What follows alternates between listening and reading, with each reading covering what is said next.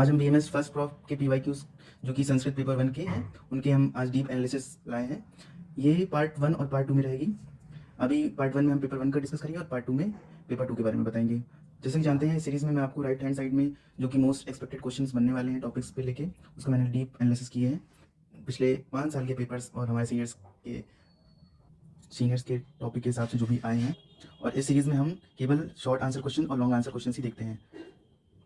तो आइए स्टार्ट करते हैं।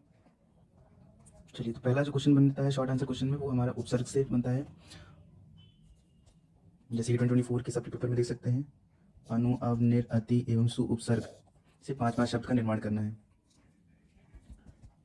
ठीक उसी के मेन पेपर में देखिए, तो 2023 का मेन पेपर उसमें भी उपसर्ग के बारे में ही बताने को कहा गया है कि दो दो शब्द बनाइए। फिर जो नेक्स्ट आता है हमारा वो प्रत्यय पे क्वेश्चन आता है। अत कुत तत् वा कुत्र अवयवों का स्पष्ट करते हुए प्रत्यय के दो दो उदाहरण बताइए। सप्ली पेपर में देखिए, अवयवों को परिभाषित करते हुए किन्हीं 4 अवयवों का अर्थ बताइए। अब हमारे लेटेस्ट जो 2024 पे अभी हुए हैं एकदम मेंस पेपर, ये देखिए, कुत्र सर्वत्र अत्र तत्र अपि अव्यय शब्द का अर्थ स्पष्ट करते हुए प्रत्येक अवयव से दो दो वाक्य बनाइए। इस हिसाब से प्रत्यय और उपसर्ग ये इंपॉर्टेंट बन जाते हैं और इसका मैंने आपको चार्ट दिया हुआ है, आप चाहे तो स्क्रीनशॉट ले लीजिए। ये पीवाईक्यूज से रिलेटेड क्वेश्चंस हैं और ये पीवाईक्यूज से रिलेटेड ही एकदम इंपॉर्टेंट वाले उपसर्ग और प्रत्यय हैं। अब जो हमारा थर्ड आता है क्वेश्चन वो वाक्य शुद्धि करने को आता है, मतलब वाक्य दिया रहेगा आपको उसको शुद्ध करके मतलब उसको करेक्ट करके लिखना रहेगा। जैसे ये देखिए, अधोलिखित को शुद्ध करिए, मतलब जो अंडरलाइन है इसको सही करके इसको करेक्ट वे में लिखना है।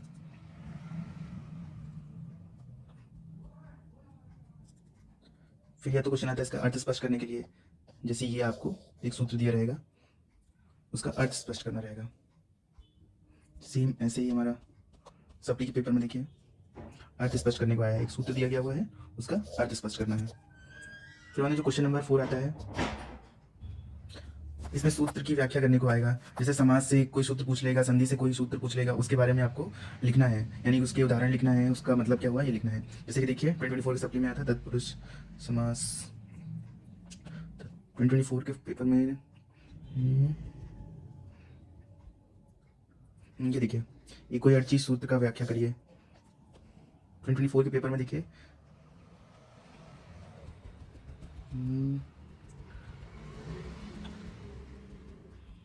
ये देखिए सूत्र दिया हुआ है, इसको उदाहरण के सहित स्पष्ट करना है। सूत्र दिया हुआ है, इसको 5 उदाहरण के साथ स्पष्ट करना है। फिर ये सूत्र दिया है अगेन, इसको उदाहरण के साथ स्पष्ट करना है।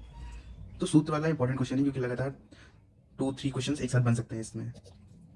तो संधि के, समास के और कारक के जितने भी सूत्र हैं उसको एकदम स्पष्ट रूप से याद कर लीजिए। फिर अगला जो क्वेश्चन बनता है वो समास के ऊपर बनता है।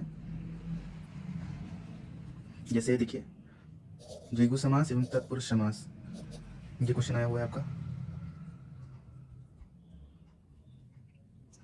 ये देखिए तत्पुरुष समास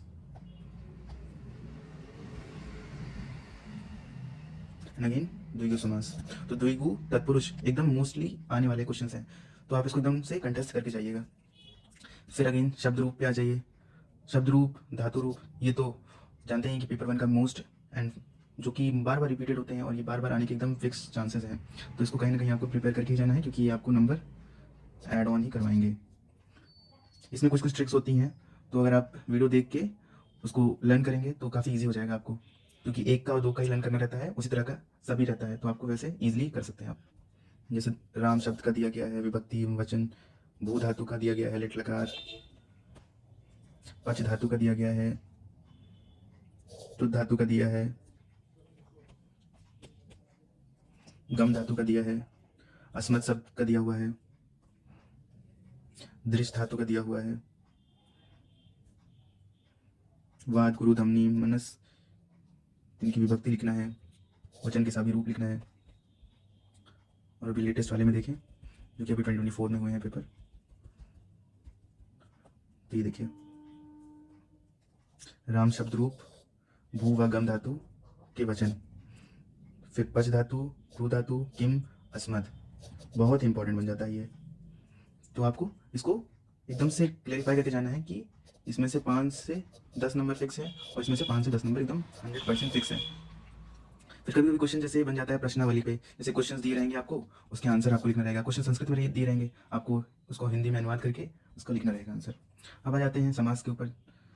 जो समास का क्वेश्चन है वो शॉर्ट में बन जाता है, कभी कभी लॉन्ग में बन जाता है। लॉन्ग में जैसे क्वेश्चन बनेगा तो पूरा उसको व्याख्या करने को बताएगा और उसको 5-5 2-2 उदाहरण करके उसको लिखना रहेगा आपको। अनुवाद आ जाएगा।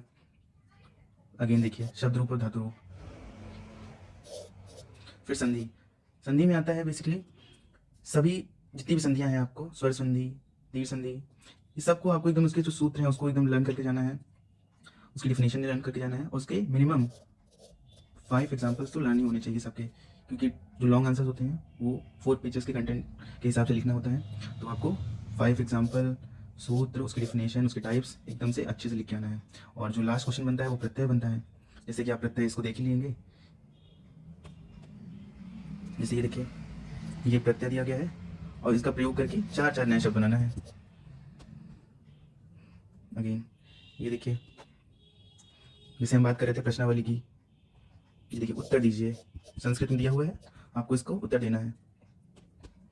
ये देखिए प्रत्यय प्रयोग करके अर्थ में प्रयोग होता है वो बताइए और 4 शब्द बनाइए। तो कहीं ना कहीं प्रत्यय, उपसर्ग, ये दोनों ही इंपॉर्टेंट है। इसके आपको 4 एग्जाम्पल्स तो लर्न ही होना चाहिए, मोस्ट इंपॉर्टेंट ये।